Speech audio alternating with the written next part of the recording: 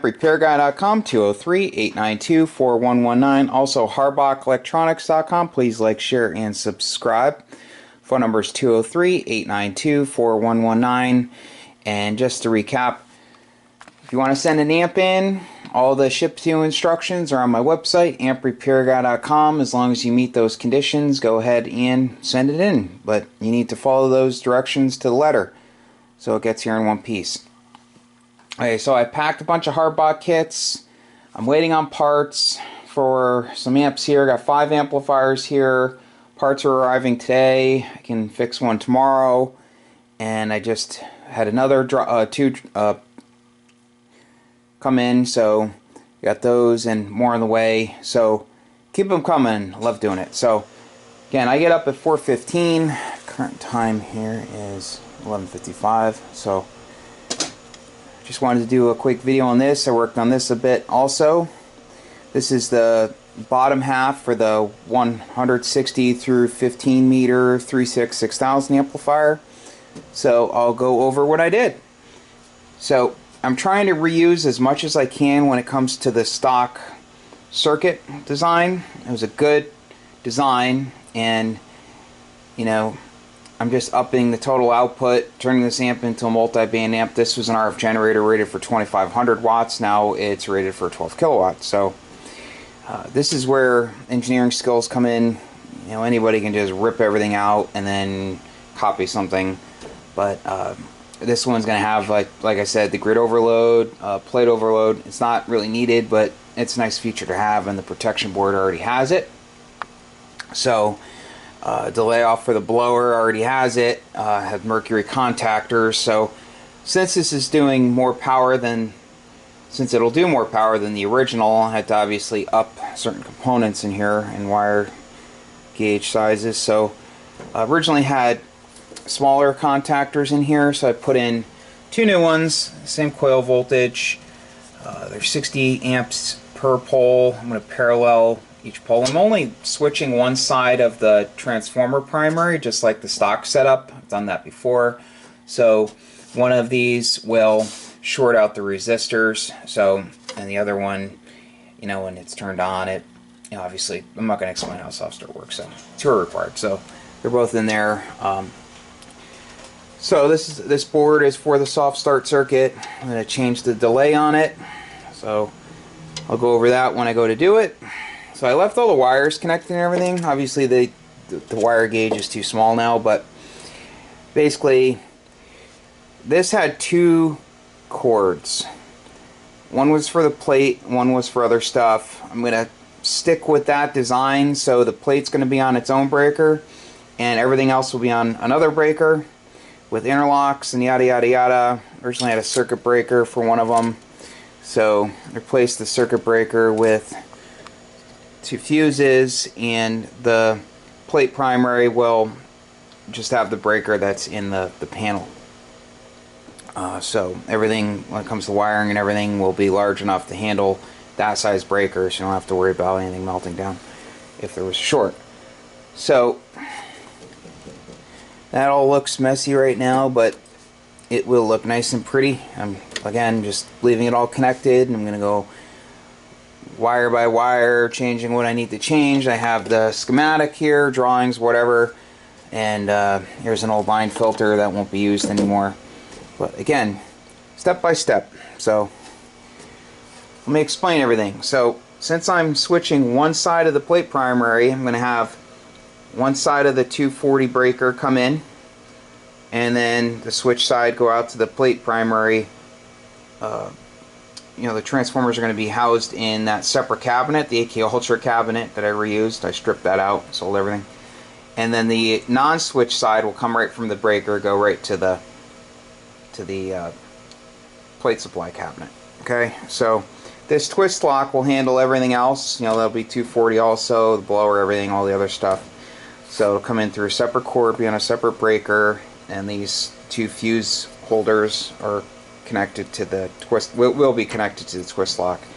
And then you have a breaker for the self-start resistors. It's in series, and also I'm going to have an interlock for that. I'll explain it when I get to that point. And I believe these 2 other breakers were for the blower.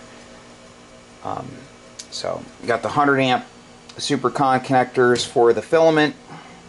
You got the filament transformer, obviously I showed that in another video, and I have the Variac to fine tune the primary of the filament transformer, so I can set it to wherever I want it.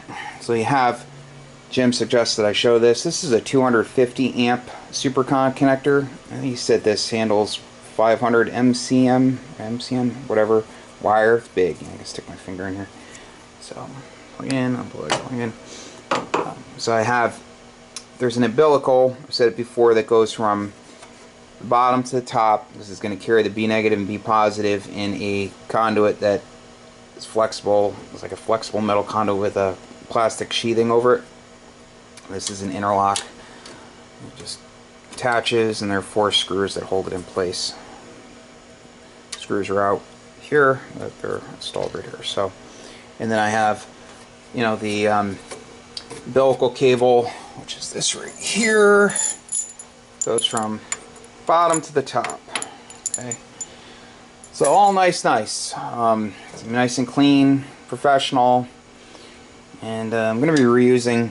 As long as the wire gauge is proper, I'm just going to reuse this wire. It's in good shape. This is my own personal box. If I were making another one, it would all be from scratch in a nice new cabinet and yada yada yada. So there's no point in going crazy with redoing all of it if I do not have to. Okay, so I changed the soft start resistors. Originally had 2.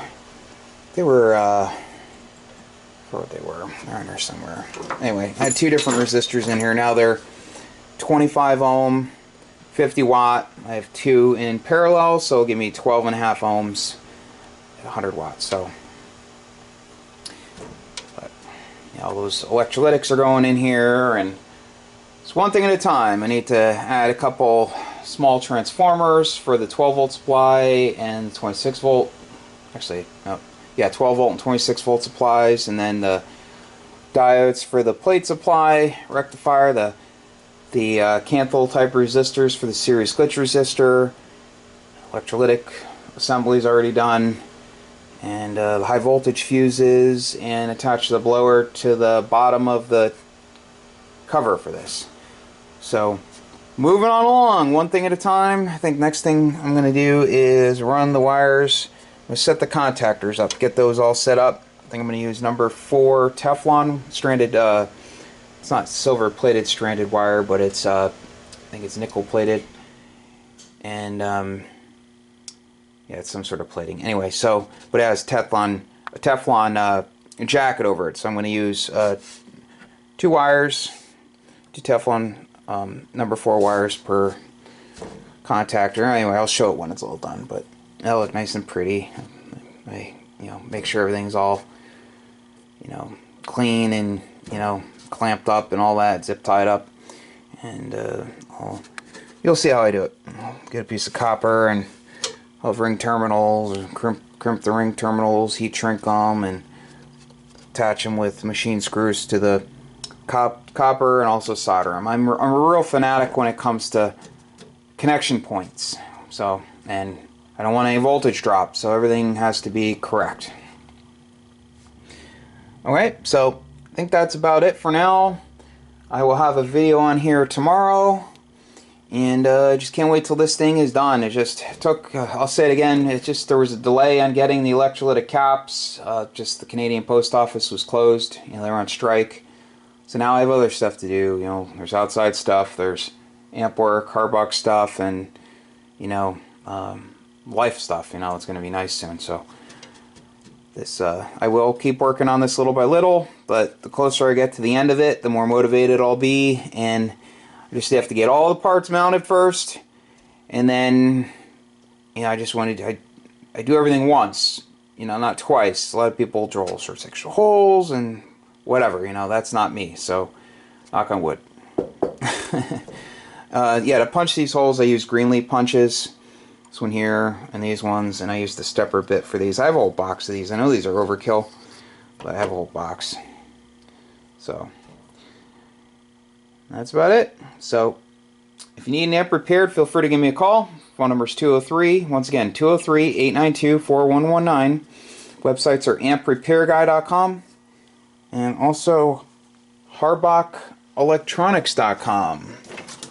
Please like, share, and subscribe. I appreciate it. And here are the resistors. They were 10 ohms, so there were 2 in series to give me 20 ohms.